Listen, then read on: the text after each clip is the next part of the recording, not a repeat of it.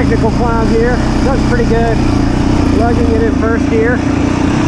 Drops better than a 450, as it should with the 700cc motor. Kind of going easy on purpose, just to let you see how it does. Not bad. Sure you can't tell on the GoPro, but this is a decent climb. I'm pulling up, no problem. Here we go with the drop. Get my weight forward. Not too bad. Very manageable. Really like to try it with a steering stabilizer.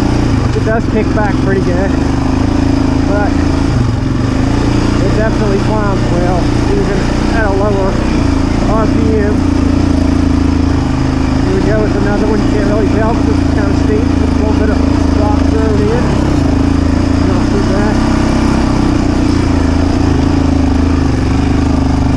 No problem going around that guy.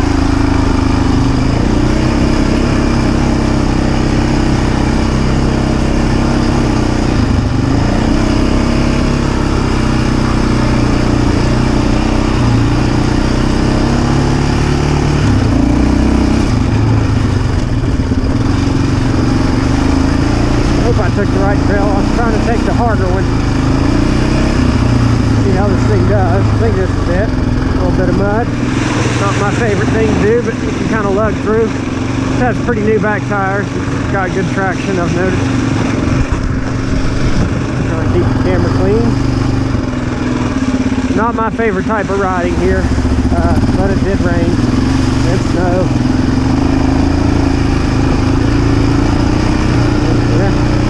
On it great, no problem. See, rain gets a little uneven, seems to manage it just fine. The only great thing about Brushy Mountain here, they put up a lot of signage, so you always kind of know what to expect. Alright, just kind of lugging it down, didn't use any clutch at all there, and it kept running. Ground clearance is really good too for this to be a sport quad. I'd definitely be dragging on a 450 or the LTZ 400s I've owned. In fact, I've got clips where I got stuck high siding in a mud hole. This thing doesn't have that problem. It also has no fenders whatsoever for coverage, but oh well.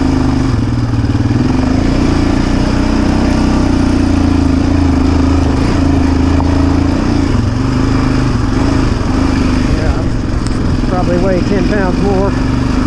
Four-wheeler probably weighs 20 more.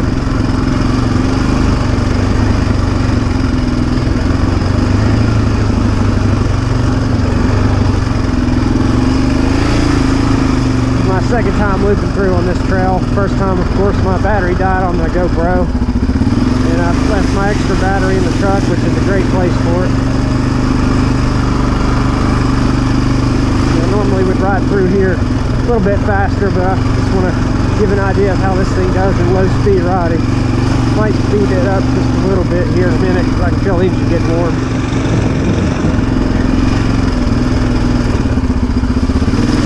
Good ground clearance, so not bad at all. And the tires are pretty muddy, but with this design they seem to clean themselves off pretty good. I don't remember the brand, I'll have to look.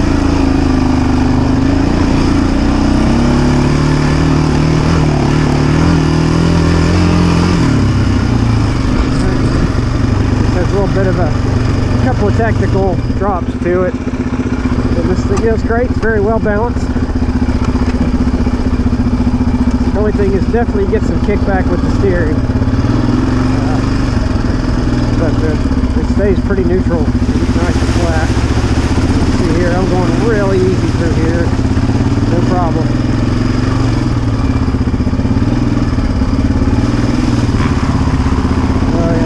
I think this was a spot earlier. Yep. Alright, we'll see how we do if I can make it up this thing first try. It took me about 4 last time. See, it's got pretty rutted out.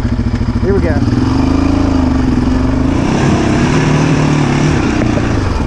Cool, first time. Learning curve. Took me about 4 tries last time. Alright, nice little drop here. Little little clutch work.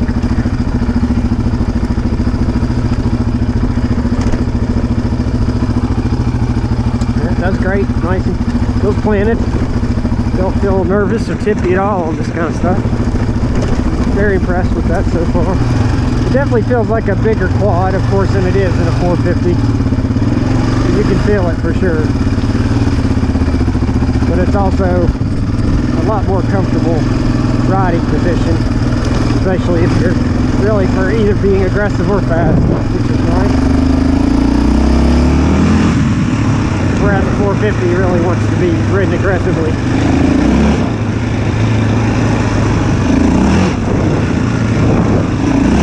If I can run down these motocross routes.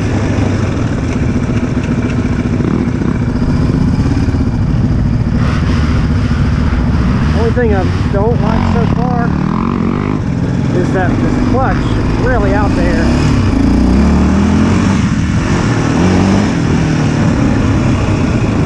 Hands actually get kind of tired. Never had that on any other machine. Might need to just adjust it a little bit. We'll take a look at it, but it's not too bad. Or at least on a four-wheeler it's not. Let's come down here on my motorcycle too. It's manageable if you're comfortable with it. It can look a little sketchy. There you go. Raptor handled it with ease.